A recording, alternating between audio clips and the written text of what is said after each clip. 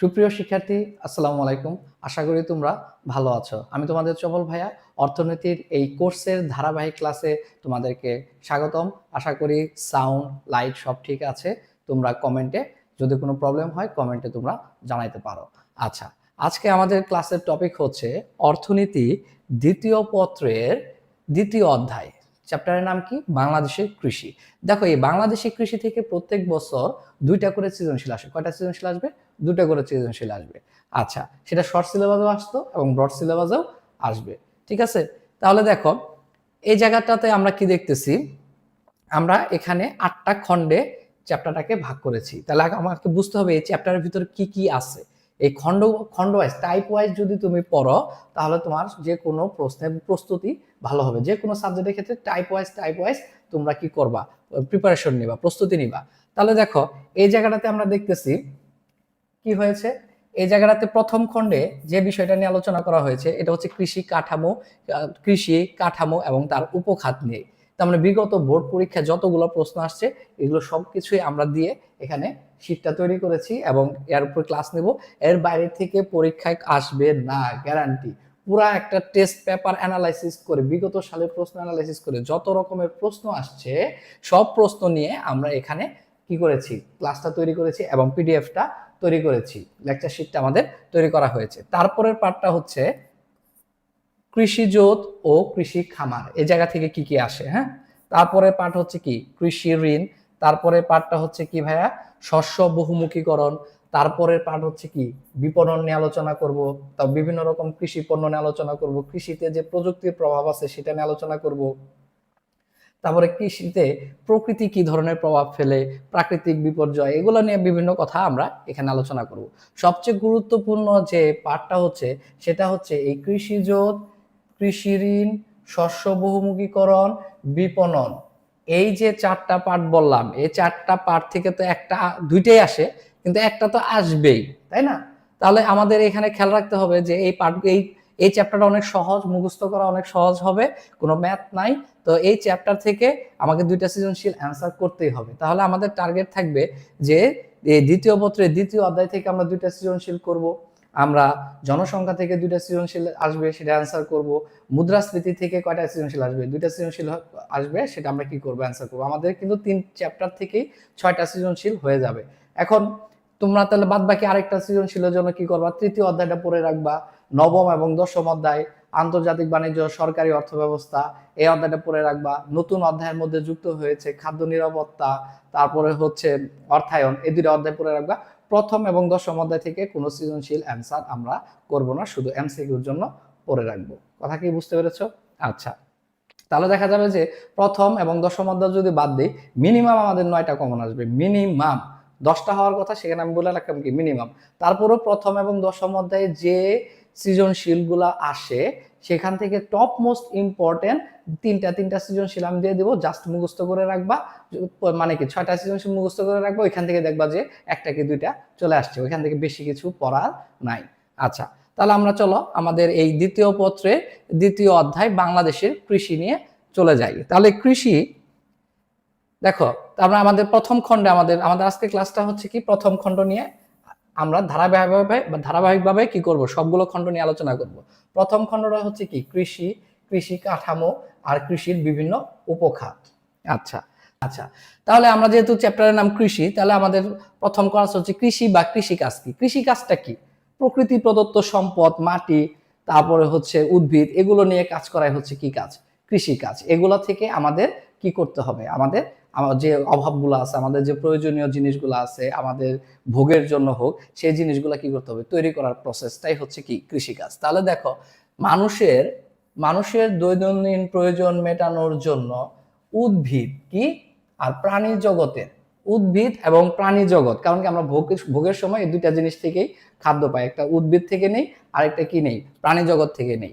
এদের যে স্বাভাবিক জন্ম বৃদ্ধি হয়, মানে কি উদ্ভিদ বড় হচ্ছে, তারপরে প্রাণীরা কি হচ্ছে? বংশ বিস্তার করতেছে। এই যে স্বাভাবিক জন্ম বৃদ্ধির যে প্রক্রিয়া, এটার সুযোগ নিয়ে বিভিন্ন উপকরণ ও পদ্ধতির সাহায্যে, যে শ্রম, মূলধন, এগুলোর সাহায্যে মাটি থেকে উদ্ভিদ ও প্রাণীর সম্পদ উৎপাদন করাকে কৃষি বা কৃষিকাজ বলে। খাস বাংলা কথা হলো কি, যে আমাদের প্রয়োজন মেটানোর জন্য উদ্ভিদ এবং প্রাণী জগতের যে স্বাভাবিক কি আছে জন্ম বৃদ্ধি প্রক্রিয়া, ওই সুযোগটা নিয়ে আমরা বিভিন্ন পরিশ্রম মানে কি বিভিন্ন উপকরণ আর মূলধন এগুলা পদ্ধতির সাহায্যে মাটি থেকে উদ্ভিদ ও প্রাণীর সম্পদ উৎপাদন করার যে প্রক্রিয়া, সেটাই হচ্ছে কৃষি বা কৃষিকাজ। এই সংজ্ঞাটা কিন্তু খুব আসে। কৃষি কাঠামো কি? কৃষি কাঠামো হচ্ছে তুমি কোন কোন বেজের উপর তৈরি করো। যেমন আমাদের দেশে ধান হয়, শস্য হচ্ছে, আরেক দেশে গম হয়, আমাদের আরেক দেশে দেখা যাচ্ছে যে তারা অন্য কিছু তৈরি করে, আপেল তৈরি করতেছে। তাহলে এই যে কাঠামোগুলা, এই কাঠামোগুলা কি কি হয় দেখো।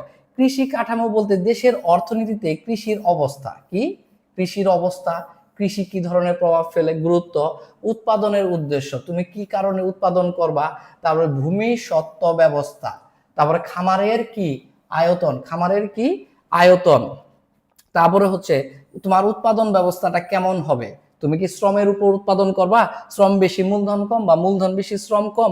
আবার কৃষির বিভিন্ন উপখাতের যে তুলনামূলক গুরুত্ব, উপখাতের কি তুলনামূলক গুরুত্ব নিয়ে গঠিত হয় কৃষি খাতের কি সার্বিক যে অবস্থা তাকে বোঝানো হয়। তার মানে কাঠামো মানে হচ্ছে কৃষির অবস্থা, তার গুরুত্ব, উৎপাদনের উদ্দেশ্য, ভূমিসত্ত্ব ব্যবস্থা, খামারের আয়তন, উৎপাদন ব্যবস্থা, কৃষির উপখাত, তারপর এদের তুলনামূলক গুরুত্ব, এসব নিয়ে গঠিত খাতের সার্বিক অবস্থানকে বোঝায়। সবকিছু মিলে আমাদের কৃষিটা কি ধরনের কাঠামোর উপরে দাঁড়িয়ে আছে সেটা নিয়ে বোঝায়। তাহলে এখানে বলতে হবে, তাহলে বাংলাদেশে এইসব জিনিসের এইসব কিছু অ্যানালাইসিস করে দেখা যাচ্ছে যে বাংলাদেশে কৃষি কাঠামো কি, কৃষি কাঠামোর বর্ণনা দাও। তাহলে এই প্রশ্নটা আসে, বাংলাদেশের কৃষি কাঠামোর বর্ণনা দাও। বাংলাদেশের কৃষি কাঠামোটা কি, প্রাচীন চাষ পদ্ধতি, ওই যে লাঙ্গল দিয়ে আমরা চাষ করি, এটা তো কথা বোঝাই গেছে, আধুনিক যন্ত্রপাতি নাই, প্রাচীন চাষ পদ্ধতি। কৃষির উৎপাদন ক্ষমতা স্বল্প, কৃষির উৎপাদন ক্ষমতা কি স্বল্প। বাংলাদেশে সাধারণত ক্রমহ্রাসমান প্রান্তিক উৎপাদন বিধি কার্যকর হয়, যেখানে যে পরিমাণ প্রোডাক্ট তৈরি করার কথা ছিল, আমাদের কি উপকরণগুলো ঠিক পর্যাপ্ত পরিমাণ না থাকায় বা আধুনিকায়ন না থাকায় আমরা কি করি, উৎপাদনের ক্ষমতাটা কম হয়, মানে কি ওই জমিতে উৎপাদন কম হয়। বাংলাদেশে যে কৃষকগুলা তার মধ্যে ভূমিহীন কৃষকই বেশি থাকে। ভূমিহীন কৃষক মানে কি, যার কোনো জমি জমা নাই, না 0.5 একরের নিচে যাদের জমি জমা তাদেরকে বলা হয় কি ভূমিহীন কৃষক। আচ্ছা, তাহলে এখন দেখো তারপর বলতেছে ক্ষুদ্র ক্ষুদ্র কৃষিজোত মানে কি, কৃষিজোত মানে এগুলো আমরা পরবর্তীতে আলোচনা করতেছি। মানে মনে রাখবা, জমি ছোট ছোট জমি, একাধারে একজন কৃষকের অনেক বড় বড় জমি থাকে না, ঠিক আছে, ছোট ছোট জমি, ছোট ছোট কৃষকের সংখ্যা বেশি। আচ্ছা, প্রকৃতির উপর নির্ভরশীল, প্রকৃতি বন্যা হলে আমাদের কি হয়, আমাদের বন্যা হলে শস্য নষ্ট হয়ে যায়, আবার দেখা যাচ্ছে যে খরা হলে শস্য হচ্ছে না। তাই এই কারণে আমাদের কৃষিটা কি প্রকৃতির উপর নির্ভরশীল। মাথাপিছু জমির পরিমাণ দিন দিন হ্রাস পাচ্ছে, ওই যে বংশ বিস্তার হচ্ছে, বাপের জমি দাদার জমি ভাগ হয়ে বাপ চাচারা পাইছে, বাপ চাচার জমি ভাগ হয়ে কে পাচ্ছে সন্তানরা পাচ্ছে, এই কারণে মাথাপিছু জমির পরিমাণ হ্রাস পায়। বর্গাদারি প্রথা, বর্গাদারি প্রথা মানে কি, এই যে একজনের জমি আরেকজনের দিছে, আমার জমি তোমার দিলাম, তুমি চাষ করো, চাষ করে অর্ধেক নাও, আমাকে কিছু দাও, তুমি কিছু নাও, এই যে বর্গাদারি প্রথা থাকে। পতিত জমি থাকে, অনেক পতিত জমি পড়ে থাকে যেখানে আবাদ হচ্ছে না, খাদ্য শস্যের প্রাধান্য থাকে। তাহলে বাংলাদেশে কোন কিসের প্রাধান্য থাকে, বাংলাদেশে কৃষিতে খাদ্য শস্যের প্রাধান্য থাকে, মানে ধান গম এগুলা তৈরি হয়, ঠিক আছে। বাংলাদেশে ওই দেখা যাচ্ছে যে খাদ্য শস্য দ্রব্যগুলাই আমরা বেশি তৈরি করে থাকি। আচ্ছা, তাহলে এই প্রশ্নটা খুবই ইম্পর্টেন্ট, বাংলাদেশে কৃষি কাঠামোর বর্ণনা, ঠিক আছে। এই পয়েন্টগুলো মুখস্থ রাখবা, তারপরে তোমরা তোমাদের মতো করে লিখে দিবা। টিচাররা কিন্তু প্রত্যেকটা পয়েন্ট লেখার পরে এখানে নিচে সবসময় মনে রাখবা, নিচে দুইটা কালি ব্যবহার করবা, হ্যাঁ। পয়েন্টগুলো লেখার পরে নিচে নীল দাগ দিয়ে সুন্দর করে একটা পয়েন্ট লিখবা, নিচে নীল দাগ দিবা, তারপরে উত্তর লিখবা, পয়েন্ট লিখবা, এই যে নীল দাগ দিয়ে দাগ দিবা, তারপরে সুন্দর করে এখান থেকে উত্তর লেখা শুরু করতে হবে না, এই জায়গা থেকে নিচের লাইন থেকে উত্তর লেখা শুরু করবা, তাহলে দেখবা যে খাতার মানটা সুন্দর হয় এবং স্যাররা পয়েন্টগুলোর দিকে বেশি ফোকাস থাকবে। তোমার ভিতরের লেখাটা তুমি জাস্ট স্ট্যান্ডার্ড, বেশি লেখা দরকার নাই, বেশি তথ্য দেওয়া দরকার নাই, অল্প অল্প তথ্য দিয়ে একটা সৃজনশীল তৈরি করে ফেলবা। কিন্তু যত বেশি পয়েন্ট দিবা তত বেশি নাম্বার পাবা, এটা মাথায় রেখো, পয়েন্ট বেশি রাখতে হবে। তারপরে হচ্ছে তাহলে এখানে কৃষি কাঠামোটা বুঝলাম, স্ট্রাকচার, যে কৃষিগুলা কি কি খাতের উপর কি কি মানে কি কি জিনিস নিয়ে কাজ করতেছে, এটা হচ্ছে কৃষি কাঠামো। এখন দেখো কৃষির উপখাত, কৃষি নিজেই একটা খাত। কৃষি কি? নিজেই একটা খাত। বাংলাদেশে যে মানুষ আয় উপার্জন করে বিভিন্ন জায়গা থেকে, কৃষি কাজ থেকে আয় উপার্জন করতেছে, শিল্প খাত থেকে আয় উপার্জন করতেছে, সেবা খাত থেকে আয় উপার্জন করতেছে। এই যে বিভিন্ন খাত থেকে যে আয় উপার্জন করে, তার মানে কি? বিভিন্ন কাজে শ্রমিক মানুষ নিয়োজিত আছে, শ্রম দিচ্ছে। এই যে বিভিন্ন খাত থেকে যে আমাদের দেশে কি হয়? আয় হয়। এই আয়ের ভিতরে কৃষি নিজেই একটা কি? খাত। আর এই কৃষি খাতের আন্ডারে যে সব খাত থাকে, মানে তাদেরকে বলতেছি আমরা কি? উপখাত। এই উপখাতগুলো হচ্ছে কয়টি? 4টি। কি কি বলছে দেখো? শস্য শাকসবজি খাত। শস্য কি? শাকসবজি খাত। শস্য শাকসবজি মানে ওই যে ধান, তারপরে আলু, পটল, পেঁয়াজ, এগুলা। হ্যাঁ, তারপরে দেখো প্রাণী সম্পদ, ওই যে গরু, ছাগল, হাঁস, মুরগি, এগুলো হচ্ছে কি? প্রাণী সম্পদ। তারপরে হচ্ছে বনজ সম্পদ। কি সম্পদ থাকে কৃষি খাতের ভিতরে? বনজ সম্পদ। ওই যে গোলপাতা, বনের মধু, কাঠ, এগুলা হচ্ছে কি? বনজ সম্পদ। তারপর আরেকটা খাত হচ্ছে কি? মৎস্য সম্পদ। তাহলে যদি তোমার প্রশ্ন আসে কৃষির উপখাত কয়টি, অ্যান্সার হবে কয়টি? 4টি। কিন্তু কৃষি কাজের ধরন আর উৎপন্ন পণ্যের প্রকৃতির ভিন্নতা অনুযায়ী বাংলাদেশে কৃষির উপখাত কয়টি? তখন উত্তর হবে কি? 3টি। তাহলে ধরন যদি স্বাভাবিকভাবে বলে, শুধু বলছে কৃষির উপখাত কয়টি, ডিরেক্ট অ্যান্সার 4টি। কিন্তু লেজ লাগায় বলছে কৃষি কাজের ধরন, উৎপন্ন পণ্যের প্রকৃতির ভিন্নতা অনুযায়ী বাংলাদেশে কৃষির উপখাত কয়টি, তখন কিন্তু উত্তর হয়ে যাবে কয়টি? 3টি। কোনটা কোনটা? তখন উত্তর হবে এই যে এটা, এটা, এটা। কারণ এই মৎস্য নিজেও একটা প্রাণী, সে ইনক্লুড করে ফেলছে কার ভিতরে? প্রাণী সম্পদ। এই যে বলছে না, এই যে উৎপন্ন পণ্যের প্রকৃতি ও ভিন্নতা, উৎপন্ন পণ্যের প্রকৃতি আর ভিন্নতা যদি আসে, তখন প্রাণী সম্পদ এবং মৎস্য সম্পদ দুটোটাই কি প্রাণীর মধ্যে ইনক্লুড হয়ে যাবে। কিন্তু আমরা বুঝবো কি? যদি শুধু আসে যে কৃষির উপখাত কয়টি, তখন অ্যান্সার হবে কয়টি? 4টি। এখন বলতে পারে এমসিকিউ প্রশ্ন খুব আসে, সবচেয়ে বড় উপখাত কোনটি? মানে যে খাত থেকে বেশি আয় হয়, মানুষ বেশি আয় করে, বেশি উৎপাদন হয়, সেই খাতটাকে আমরা কি বলবো?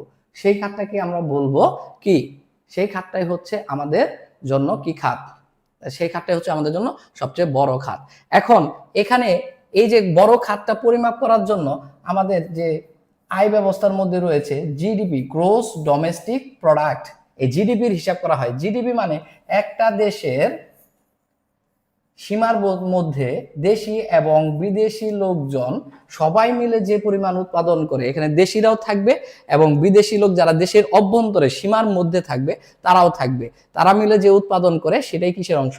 জিডিপির অংশ। তার মানে কি আমাদের তো তাহলে এই দেশের অভ্যন্তরে যে উৎপাদন হচ্ছে সেটাই তো আমাদের উপখাত, তাই না? দেশের বাইরে তো আর কৃষির ওটা আমার উপখাতের মধ্যে আসবে না। তাহলে এই কারণে জিডিপির মাপটা জিডিপি থেকেই বোঝা হয় যে কোনটার জিডিপি যত বেশি হবে সেটা তত বড় খাত, মানে সেখান থেকে তত বেশি আয় হয়। ঠিক আছে? তাহলে এই যে জিডিপির, বাংলাদেশের যে টোটাল জিডিপি তো এই যে কৃষি থেকে আসতেছে, কৃষির ভিতরে যে 4টা খাত থেকে আসতেছে, পোশাক শিল্প থেকে আসতেছে, বিভিন্ন জায়গা থেকে জিডিপি তৈরি হচ্ছে। কিন্তু আমরা যেহেতু কৃষি নিয়ে আলোচনা করতেছি, কৃষির 4টা খাতের ভিতরে তাহলে এখানে কি কি হচ্ছে দেখো, 5.15% আমাদের আসে শস্য এবং শাকসবজি খাত থেকে। আবার এখানে কি বলছি, 1.8% আসে কোথা থেকে? যে গরু, ছাগল, হাঁস, মুরগি, মানে প্রাণী সম্পদ থেকে। 1.69% আসে কোথা থেকে? বনজ সম্পদ থেকে। আর 2.38 আসে আমাদের কোথা থেকে? মৎস্য খাত থেকে। কোথা থেকে? মৎস্য খাত থেকে। তার মানে আমরা বলতে পারি শস্য শাকসবজি হচ্ছে সবচেয়ে বড়। শস্য এবং শাকসবজি, দেখো শস্য শাকসবজি খাতটা হচ্ছে তাহলে কি সবচেয়ে বড়, তাই না? দেখো 5.5। তাহলে যদি প্রশ্ন আসে সবচেয়ে বড় উপখাত কোনটি, বাংলাদেশের কৃষির সবচেয়ে বড় উপখাত কোনটি? বাংলাদেশের কৃষির সবচেয়ে বড় উপখাত কোনটি বলো? বাংলাদেশের কৃষির সবচেয়ে বড় উপখাত হচ্ছে শস্য শাকসবজি। আচ্ছা, এখন দেখো প্রাণী সম্পদ। কি সম্পদ? প্রাণী সম্পদ। দ্বিতীয় বৃহত্তম খাত কোনটি? মৎস্য। দ্বিতীয় বৃহত্তম খাত কোনটি? মৎস্য। তারপরে হচ্ছে প্রাণী, তারপরে হচ্ছে বনজ। তার মানে আমরা এটা হচ্ছে শর্টকাটে বলতে পারি সমপব। সমপব, শস্য, মৎস্য, প্রাণী, বনজ, সমপব। ঠিক আছে? সমপব মনে রাখবা এভাবে, সমপব। ওকে। তার মানে আমরা তাহলে কৃষির উপখাত হচ্ছে 4টি, আর প্রকৃতি পণ্যের ভিন্নতা অনুযায়ী যদি বলা হয় উপখাত কয়টি, তখন হবে কি 3টি। সবচেয়ে বড় উপখাত শস্য শাকসবজি, দ্বিতীয় বৃহত্তম খাত হচ্ছে মৎস্য, সবচেয়ে ছোট খাত হচ্ছে প্রাণীজ, সবচেয়ে ছোট খাত হচ্ছে কি বনজ। সবচেয়ে ছোট খাত কোনটি? বনজ। এই কারণে বলছি সমপব, সমপব। আচ্ছা, তাহলে এখন এখানে প্রশ্ন হচ্ছে বাংলাদেশে জিডিপি প্রবৃদ্ধির জন্য, মানে কি যে জিডিপির পরিমাণ প্রবৃদ্ধি মানে বাড়ানোর জন্য কৃষি খাতের কোন খাতের গুরুত্ব বেশি, উদ্দীপকের আলোকে ব্যাখ্যা করো। উদ্দীপকে বিভিন্ন খাতের কথা বলা হয়েছে, 4টা খাতই, তাই না? ওই যে শস্য, শাকসবজি, প্রাণী।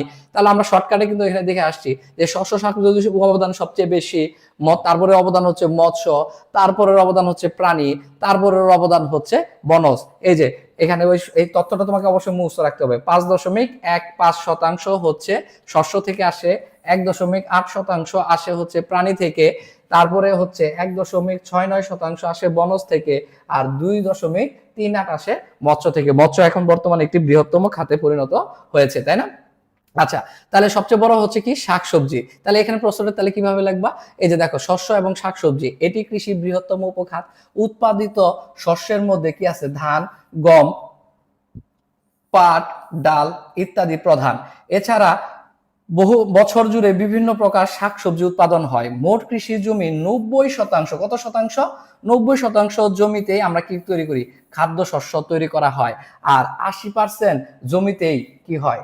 ধান হয়। তাহলে এই যে দুইটা তথ্য, যদি প্রশ্ন আসে আমরা কত শতাংশ জমিতে খাদ্য শস্য তৈরি হয়, তখন আমাদের হবে 90% জমিতেই, আমাদের যে টোটাল আবাদের জমি আছে তার ভিতরে 90% জমিতেই খাদ্য শস্য হয়। আর এই 90%-র ভিতরে কত শতাংশতে শুধু ধান হয়? 80%-তে শুধু ধান হয়, বাকিগুলাতে অন্যটা হয়। তাহলে শুধু ধান আসলে 80%, কিন্তু খাদ্য শস্য বললে কত শতাংশ হবে? 90% জমি, তাই না? আচ্ছা, এখন দেখো 2023 এবং 24 অর্থ বছরে জিডিপিতে এই খাতের অবদান হচ্ছে 5.15%। তারপরে প্রশ্ন হচ্ছে প্রাণী সম্পদ। প্রাণী সম্পদ কোনগুলা? এগুলো হচ্ছে গরু, ছাগল, হাঁস, মুরগি ইত্যাদি এই খাতের অন্তর্ভুক্ত। জনগণের প্রয়োজন অনুযায়ী আমিষের যোগান দেওয়ার জন্য এই খাতের অবদান খুবই গুরুত্বপূর্ণ। তাহলে আমিষের যোগান দেয় কোন খাত থেকে? আমিষের যোগান দেওয়া হয় প্রাণী সম্পদ থেকে। কোথা থেকে? প্রাণী এবং মৎস্য থেকেও দেওয়া হয়। 2023 এবং 24 জিডিপিতে এই খাতের অবদান ছিল 1.80%। আচ্ছা, বাংলাদেশে মোট ভূখণ্ডের কত পার্সেন্ট বনভূমি থাকা উচিত? 17.62%। মানে এমসিকিউর জন্য যা লাগবে এই তথ্যের মধ্যে দিয়ে দিছি, এবং অনেক ইনফরমেটিভ ভাবে যখন তুমি প্রেজেন্টেশন করবা, লিখবা, এমসিকিউর তথ্য তোমার রয়ে গেল, এবং খাতার মানটাও তোমার কি হলো? সৃজনশীলের মানটাও তোমার কি থাকবে? ওই যে শুধু লেখা আমজাম কলা কাঁঠাল লেখা দিলা তাই নাম্বার পাবো তা না। লেখার ভিতরে কি ইনফরমেশন থাকতে হবে, তথ্য থাকতে হবে, তথ্য নির্ভর থাকতে হবে। তাহলে বনজ সম্পদ থেকে আমরা কি পাই? বাঁশ, কাঠ, বেত, ওই যে মম, মধু, রাবার, মধু এর অন্তর্ভুক্ত। বাংলাদেশের জিডিপি 2023 এবং 24 অর্থ বছরে জিডিপিতে এই খাতের অবদান হচ্ছে কত? 1.69%। তাহলে এখন হচ্ছে মৎস্য সম্পদ। এই যে আমাদের দেশে যে অভ্যন্তরীণ জলাশয় এবং সামুদ্রিক মৎস্য বা মৎস্যজাত দ্রব্য এই খাতে অন্তর্ভুক্ত। ঠিক আছে, যে সামুদ্রিক যে নদী থেকে শুরু করে সমুদ্র সব এই খাতের অন্তর্ভুক্ত। 2023-24 জিডিপিতে এর অবদান ছিল কি? 2.38%। তাহলে উপরের আলোচনা থেকে বলা যায় বাংলাদেশের জিডিপি প্রবৃদ্ধির জন্য তুলনামূলকভাবে শস্য এবং শাকসবজি উপখাতের গুরুত্ব সবচেয়ে বেশি। তারপরে সৃজনশীল, মানে এই সৃজনশীল গুলো কলেজ পরীক্ষা এবং বোর্ড পরীক্ষার মানে জনপ্রিয় একটা টপিক। সেটা হচ্ছে বলছে যে জিডিপিতে কৃষি খাতের অবদানের কাঠামোর পরিবর্তন নিম্নরূপ। দেওয়ার পরে একটা বক্স দিয়ে দিছে, এই যে বক্স মানে সূচি দিয়ে দিছে, সূচির পরে বলছে উদ্দীপকের টেবিল প্রদত্ত কৃষি খাতের অবদানের কাঠামোগত পরিবর্তন লেখচিত্রের মাধ্যমে দেখাও। তার মানে এখানে অবদান, এই যে দেখো কত 1980 থেকে 81, 1995 থেকে কত 96, এই যে বিভিন্ন সাল দিয়ে দিছে, 2000 থেকে 2001, 2005 থেকে 2006 এই যে দিয়ে দিছে। তখন আমাদের কাজ হচ্ছে একটা ওয়াই অক্ষ আঁকা, একটা এক্স অক্ষ আঁকা, তারপর সালগুলা নিচে থাকবে এবং উপরের মানগুলা কত 33.0725 এই তার সবচেয়ে বড় মান হচ্ছে কি 33। তার মানে আমরা 35 পর্যন্ত নিব, 5, 10, 15, 20, 25, 30, 35, এই যে 35 পর্যন্ত আমরা মানগুলা নিয়েছি। এখন প্রথম মানটা হচ্ছে কত? 1980 থেকে 81। তাহলে এই যে নিচে লিখছি কত? 1980 থেকে 81। এটা একটু বক্স করে দিতে হবে, মানে স্তম্ভচিত্র মানেই হচ্ছে লেখচিত্র বা স্তম্ভচিত্র মানে স্তম্ভ, কলামের মতো রাখতে হবে। হ্যাঁ, এই যে দেখো একটা খুঁটির মতো দাঁড়ায় আছে। তাহলে এখানে তারপরে কাজটা হচ্ছে কি, তারপরে কাজটা হচ্ছে এই মানটা হচ্ছে কত, 33.07। একুরেট রাখার দরকার নাই, 30 থেকে বড় 35 থেকে ছোট, এই যে বরাবর একটা মান আমরা এখানে নিয়ে নিছি। তারপরে যে এরকম ভাবে একটা কি করছি আমরা, বাক্স আঁকাইছি। তারপরে তুমি এই যে প্রথমে এইভাবে এক একটা এটা এইভাবে দিছো, মানে কি চারটা যেন 4 রকম হয়, প্রত্যেকটা যেন আলাদা আলাদা খুঁটির মতো দেখা যায়, এটা এইভাবে দিছি। আচ্ছা, দেওয়ার পরে দেখো এটা শেষ। তারপরে 1995 সালেরটা এই যে 25.68, তাহলে এটা হচ্ছে 25, আর এটা 25.68, এই যে 25-এর থেকে একটু কি বড়। তারপরে 19 দশমিক মানে কি 20-এর থেকে একটু ছোট। তারপরে হচ্ছে 10-এর থেকে একটু বড়। কথা বুঝছো? এইভাবে দিয়ে দিবা। এইভাবে দেওয়ার পরে প্রত্যেকটার ক্ষেত্রে আলাদা আলাদা করে, যে এটার ক্ষেত্রে এইভাবে দাগ কাটছি, এটার ক্ষেত্রে এইভাবে দাগ কাটছি, এটার ক্ষেত্রে লম্বা কাটবা, এটার ক্ষেত্রে এইভাবে কাটবা। আর এইভাবে করে 5টা হলে কি করবে, এইভাবে এইভাবে, এই যে 5 নাম্বারটা হলে তো আর খুঁজে পাইতেছো না, তখন এইভাবে একটা দেওয়ার পরে আবার এইভাবে দিয়ে দিলা, তাই না? তারপরে কোন খাতের জন্য কত সালেরটা কত, এই যে তুমি এখানে নিচে সুন্দর করে উল্লেখ করে দিবা। এরকম বক্স হচ্ছে 80 থেকে 81, এরকম বক্স 2005, তারপরে এরকম বক্স হচ্ছে 1995 থেকে 96, আবার এই যে লম্বা লম্বিটা হচ্ছে 2005 থেকে 2006, আবার এইভাবে যেটা আছে সেটা হচ্ছে 2000 থেকে 2021। সুন্দর, বুঝতে পারছো? তারপর বলবো চিত্রে ভূমি অক্ষে বছর, ভূমি অক্ষে কি বছর, লম্ব অক্ষে অবদান নির্দেশ করা হয়েছে। উদ্দীপকে এত অর্থ বছরের জন্য হলো এত, এত এত এবং এত অর্থ বছরের জন্য যা যা মান আছে শুধু বলে দিবা। এই তথ্যসমূহ লেখাচিত্রে প্রদর্শন করা হয়েছে। একদম সুন্দর, 3-3, তাই না? জাক্কাস। তারপরে আবার এখানে একটা বলছে, এক্স দেশে 2000 থেকে 2020 থেকে 2021 অর্থ বছরে কৃষির উপখাতগুলো নিম্নরূপ। তার মানে বলছে এখানে কত, কৃষির শস্য শাকসবজির 12, পশু সম্পদ 4, তাই না? বলে দিছে না? তার মানে কি এখানে কি উপরে খাতে কি সাল বলছে, তাহলে শস্য শাকসবজি বলছে, তাহলে শস্য শাকসবজির শব্দগুলা কোথায় আসবে, নিচে আসবে। এবং আর মানগুলো অবদানগুলা কোথায় যাবে, উপরে যাবে। শতকরা হারগুলো কোথায় যাবে, উপরে যাবে। তাহলে দেখো এই যে আমরা এখানে কি করছি, সেম সিস্টেম। এখানে যদি নামগুলো লিখে দিতা কোনো সমস্যা ছিল না, কি বছরটা ওইখান থেকে চলে আসছে, এটা এখানে হবে না। তাহলে এখানে যদি লিখে দিতা শস্য শাকসবজি, তারপরে পশু, যে সিরিয়ালটা আছে পশু, বনজ, মৎস্য লিখে দিতা, সুন্দর হতো, তাহলে কোনো সমস্যা ছিল না। বা তুমি যে এইভাবে যখন দাগ কাটলা, ওই যে প্রথমটা হচ্ছে 12, এই যে 12-র জন্য আমরা এই যে 2, 4, 6 2 করে নিচ্ছি, 2, 4, 6, 8, 10, 12, 14, কারণ এখানে যেহেতু 12 হচ্ছে সর্বোচ্চ মান, আর এই যে 4 এবং 6-এর মাঝখানে এই যে আমরা 5টাকে এনে দিছি, তাই না? এটা চোখের আন্দাজে দিয়ে দিলেই একদম সুন্দরভাবে হয়ে যাবে, একই সিস্টেম। এটা নিয়ে আর কথা বলার কিছু নাই, স্তম্ভচিত্র আশা করি বুঝে ফেলেছি। আবার এখানে বলছে শস্য শাকসবজি, দেখো এখানে কিন্তু 2টা সাল দিছে, দেখো এটা একটু কঠিন করে ফেলছে না? দেখো শস্য শাকসবজি তো দিছে আবার 16 সালের, মানে কি 2016-17 সালের জন্য শস্য শাকসবজির একটা সাইট হবে 4টা মিলা, 2017-18 জন্য আর একটা সাইট হবে 4টা মিলা। তাহলে দেখো এখানে আমরা এভাবে বক্স করে 2016-17 সালের শস্য কতটুক, তারপরে পশু কতটুক, বনজ কতটুক, মৎস্য কতটুক, এইটুকু এখানে আমরা দিয়ে দিছি এবং এর উপরে মানগুলাও লিখে রাখছি। যেখানে আমরা লিখছি 1, 2, 3, 4, 5, 6, 7, 8, 8-এর থেকে একটু কম, মানে কি 7.92, যে মানটা আছে ওইভাবে আমরা এখানে দিয়ে দিছি, যাতে টিচাররা কনফিউজ না হয়। তারপর 7-এর থেকে একটু বড়, এভাবে উপরে চান্দিতে মানগুলো দিয়ে দিছি। কি দিয়েছি এখানে, চান্দিতে মানগুলো দিয়ে দিছি। কিন্তু বাজার অঙ্কে কি বলছিলাম, মান থাকে ডান দিতে, চান্দিতে না, তাই না? কিন্তু এখানে চাঁদের উপরে মানগুলা আমরা দিয়ে দিছি। আচ্ছা, 2016 এবং 2017, আচ্ছা কলেজ পরীক্ষায় কমেন্ট আসছে, দেখি। কলেজ পরীক্ষায় সবগুলো কমন, শুধু ভাই কলেজ পরীক্ষা না, আমার শীট এবং আমি যে টপিকগুলো পড়াই এগুলো বোর্ড পরীক্ষা 100% কমন। বিগত 12 বছর যাবত ভাই এভাবেই তুমি 100% কমন পাবা, তুমি কোনো নিশ্চিন্তে থাকো, ঠিক আছে? কমেন্ট পড়লে দেখা যাচ্ছে যে স্টুডেন্টরা বিরক্ত হয়, এই কারণে আমি ক্লাসের ভিতরে কমেন্টগুলা পড়ি না। আচ্ছা, আমি দেখি, কিন্তু পরবর্তীতে দেখি। আর আমার টপিকে দেখা যাচ্ছে যে প্রশ্ন করা বা ই করা, আমি এমন ভাবে পড়াই ভাই, 12 বছর যাবত পড়াইতে নিজের গল্প নিজে না, আমি অভ্যস্ত যে কোথায় পেলে পোলাপানের সমস্যা হবে, কোথায় কোন টপিকে আমাকে রিপিট করতে হবে বা ভেঙে পড়াইতে হবে। প্রশ্ন করা, এখানে প্রশ্ন করলে দেখা যাচ্ছে যে তোমার প্রশ্ন উত্তর শুরুতে না পাইলেও পরবর্তীতে তুমি প্রশ্ন উত্তর পেয়ে যাবা। তুমি শুধু কন্টিনিউয়াস প্রসেসে কি করো, ক্লাসটা করতে থাকো। তারপরেও তোমাদের যা যা প্রশ্ন আছে, প্রশ্নের উপর ভিত্তি করে আমি সলভ ক্লাস নিব। সেখানে আমি আগে তোমাদের প্রশ্নগুলো নিয়ে রাখবো, তারপর ওটার উপরে আমি ক্লাসটা নিব।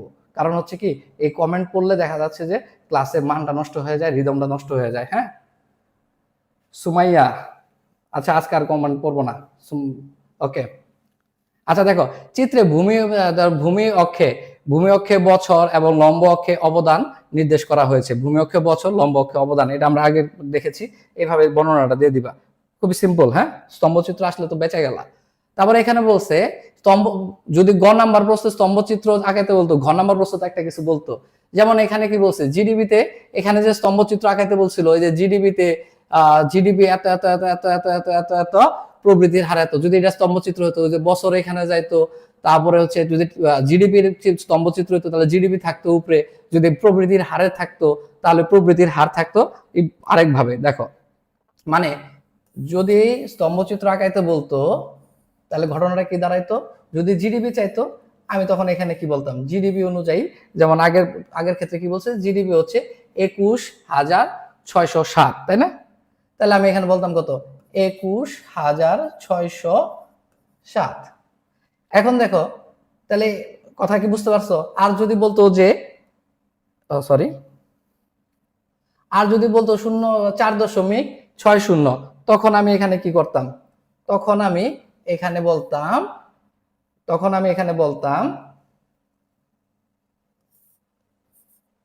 4.60, বাংলা থাকলে বাংলা, হ্যাঁ 60, একই জিনিস, এটা নিয়ে আর কোনো প্যারা নেওয়ার কিছু নাই। তাহলে আমাদের এই টপিকটা এখানে ছিল। কৃষির উপকার থেকে যদি প্রশ্ন আসে, তাহলে কৃষি উপকার থেকে গুরুত্বপূর্ণ প্রশ্ন কি কি আমরা আবার একটু রিভিউ নেই। আচ্ছা, কৃষির উপকার থেকে তাহলে এখানে এই পার্টে, প্রথম পার্টে কৃষি উপকার, এখানে কৃষি কাঠামো থেকে এই প্রশ্নটাই আসে, এর বাইরে আসে না। বাংলাদেশি কৃষি কাঠামো বর্ণনা করো, 9টা পয়েন্ট আমাদের জানতে হবে। দেন কৃষি উপখাত যে 4টি আছে, এই 4টি সম্পর্কে তথ্যগুলো আমাদের জানতে হবে। এবং কৃষি উপখাতে জিডিপিতে কার ভূমিকা সবচেয়ে বেশি, এই প্রশ্নটা সবচেয়ে বেশি আসে, যে সবচেয়ে বড় হচ্ছে শস্য, তারপরে হচ্ছে মৎস্য, মৎস্য, মনে থাকবে শস্য, তারপরে হচ্ছে কি মৎস্য, তারপরে প্রাণী, তারপরে বনজ। ঠিক আছে? আচ্ছা, তারপরে হচ্ছে বিভিন্ন রকমের স্তম্ভচিত্র আসবে। স্তম্ভচিত্র আসার পরে তারপরে এখানে একটা চার্ট দিয়ে বলবে এখানে কি বলছে, মৎস্য খাতে বিপুল সম্ভাবনা রয়েছে, ব্যাখ্যা করো। এই যে বাংলাদেশে মৎস্য খাতে যে বিপুল সম্ভাবনা আছে, থিওরিগুলা একটু তোমরা, আমি একটু দাঁড়াইলাম, তোমরা একটু নিজে নিজে রিডিং করার চেষ্টা করো, দেখো বুঝতে পারবা।